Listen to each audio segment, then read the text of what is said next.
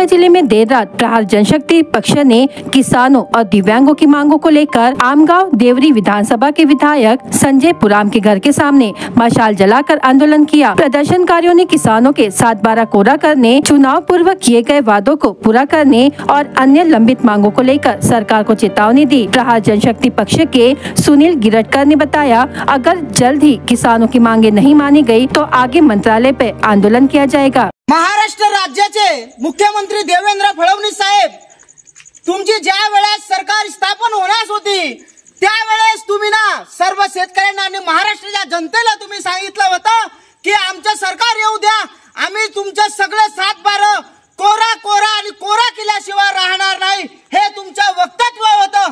तरी सुद्धा त्या तुमच्या वक्तव्यावरून सर्व महाराष्ट्राच्या शेतकऱ्यांना तुम्हाला निवडून दिलं।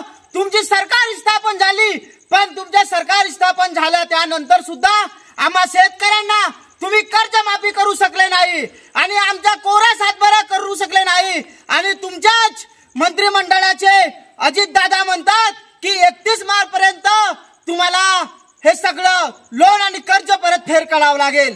आणि तुम्ही एकीकडे म्हणता की आम्ही 7/12 कोरा करणार आणि दुसरीकडे तुमचे अजित दादा म्हणतात भरा।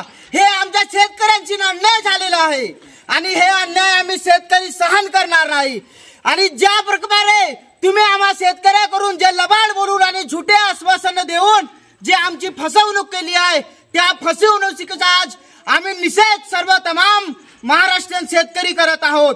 आणि येत्या काही दिवसात जर आमच्या शेतकऱ्यांची कर्जमाफी झाली नाही, आम्हा शेतकऱ्यांना आमच्या शेतमालाला हमीभाव मिळाला नाही, आमच्या दिव्यांग बांधवांना 6000 मानधन मिळालं नाही, तर तुम्ही लक्षात ठेवा, आज हे मशाल तुमच्या डोक्यात जे आम्ही प्रकाशित करण्यासाठी पेटवत आहोत। आणि जर आमची मागणी पूर्ण झाली नाही तर येत्या काही काळात आम्ही तुमच्या मंत्रालयामध्ये सुद्धा तुमच्या डोक्यामध्ये प्रकाश काढण्याचे काम आम्ही करणार आहोत।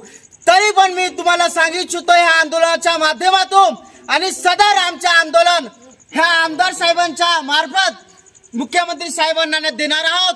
आणि जेव्हापर्यंत तुमच्या ज्या वक्तव्यावरून जे शेतकऱ्यांना कर्जमाफीची घोषणा झाली होती आणि शेतकऱ्यांना जे 7/12 कोरा करण्याची गोष्ट झाली होती ते जर तुम्ही काही वेळात केले नाही तर हे आंदोलन उग्र रूपी पण होऊ शकते। आणि प्रहार जनशक्ती पक्ष आणि बच्चूभाऊ कडू यांच्या मार्गदर्शनाखाली हे अधिक तीव्र आणि अख्ख्या महाराष्ट्रामध्ये हे आंदोलन होणार आहे, हे यांची आम्ही जाणीव घ्या तुम्ही।